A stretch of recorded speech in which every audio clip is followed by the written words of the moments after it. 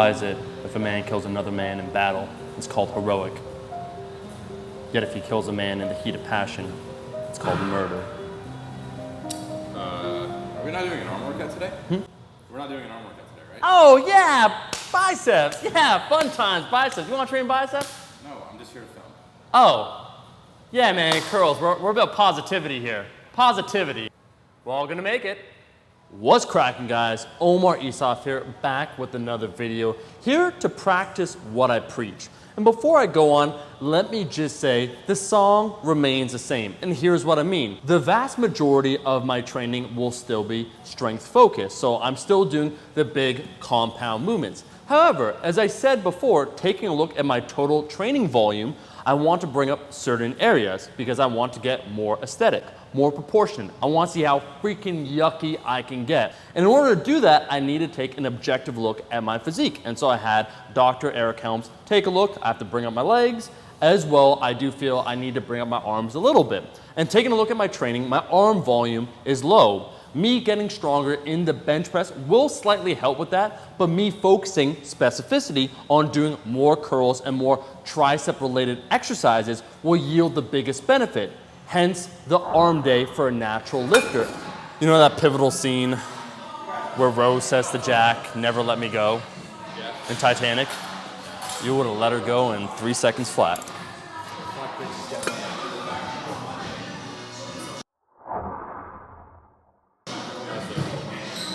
That's not bad, actually. Yeah, fuck that athletic stuff. We're getting a pump today. Yeah, you know what's cooler than a pump? Getting an even bigger pump, bro. Some people, as I said before, I personally believe naturally develop a more torso-dominant physique. That's me because I have a wider chest naturally. I can do endless sets of the bench press, even bench press variations that are aimed towards hitting up the triceps more. So let's say a close grip bench press, and I would still feel it more in the chest, the ass chest. So for me, there comes a time and a place where isolation movements become very important. And after training X number of years, I really should focus on those weak points. So arm training, I did not do for a little bit of time because I was really focusing on weightlifting. It's leg behind. Doing a direct arm day, I think, has a lot of benefits for those that do want to grow their arms and they notice, again, that it's lagging behind other muscle groups. And that is, it's not taxing on your nervous system. It's not like you're going to miss a max effort squat or lifting heavy on the deadlift due to doing 10 sets of arm curls on a Sunday. So for this one, we are going to do 4 supersets. I like to superset arm training a la, once again, John Meadows. I just like it personally. I feel more the blood flowing into that area. It's easier for me to feel the muscles actually working. So they'll all be supersets. The first one is the easy curl barbell into the tricep push down.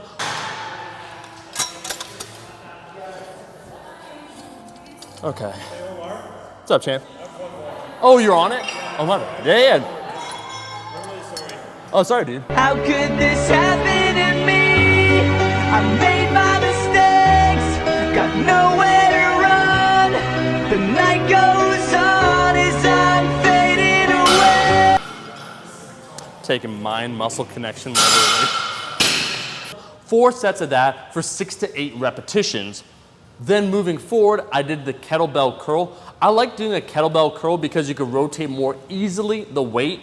A lot of people, when you try and supinate with a barbell curl, you'll get a little bit of that forearm pain, and I'm also someone that experiences that, so making sure that you use something like a kettlebell or dumbbell sometimes can alleviate some of that tension. A kettlebell is cool because it's slightly smaller, so you can extend it a little further back. So I did a kettlebell curl, and once again, that's for about 10 repetitions. And then as we know, in order to target all the heads of the tricep, you want to be doing something overhead, and so I did an overhead tricep rope extension. That was another superset. I did 3 sets of both of those, resting about a minute in between each. This entire workout, well, yeah, it's 20 sets, and maybe on leg day I only do 18 sets. A leg day would take me 2 hours to complete. This arm day is 45 minutes, so really it's not inconvenient at all.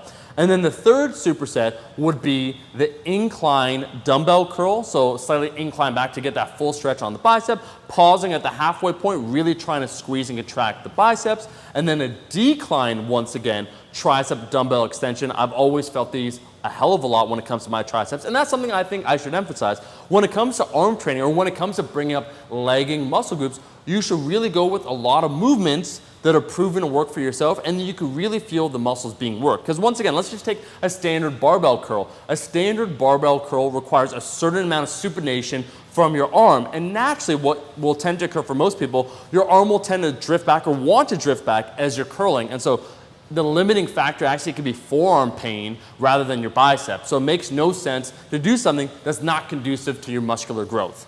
Lastly, we're going to do a variation of the Bayesian curl slash the Alberto Nunez curl, which is using a cable curl, so the force curve is slightly different. Stepping forward, so the bottom portion is a little bit harder, and then making sure at the top you are allowed, because one of the functions of the bicep is shoulder flexion, to allow the shoulder to slightly come forward as you curl all the way to the top. So doing 2 sets of those, 2 sets of 12 repetitions, resting 1 minute, and then the neutral grip, using a cable once again, tricep extension, really squeezing at the bottom portion. So all said and done, about 45 minutes it took me to do these 20 sets.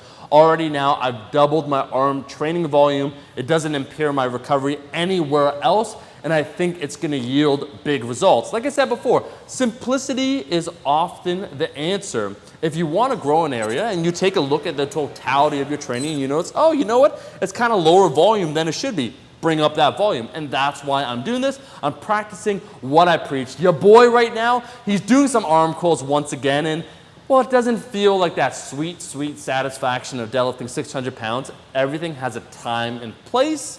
It makes sense to do it now, and I'm enjoying the process. Just wanted to show you guys a quick arm workout that, yeah, you can replicate. I would once again highly recommend, I think this is a balanced arm workout. If one variation doesn't feel amazing on you, let's just say it feels awkward or maybe your shoulder hurts or your elbow, change it up. This isn't set in stone, but this is a good template for an arm training day. And I do think, once again, shouting out my boy Jurf Nipples, that he is correct, that an arm day for naturals can have a lot of benefits. Try it out. Let me know what you think. That's all the time we have. We have to get out of here, else. Gotta get out. If you like the video, get out. Like the damn video, and I'll see all you guys, my rascals, in that next one. Bye. Peace. You have one line. Oh. It's been peace for like 8 years. I don't watch the channel, sorry. You don't watch the channel. What do you watch? Logan Paul, you said? Yes. I'm not surprised. I'm a maverick. I'm a maverick. The horror. The horror.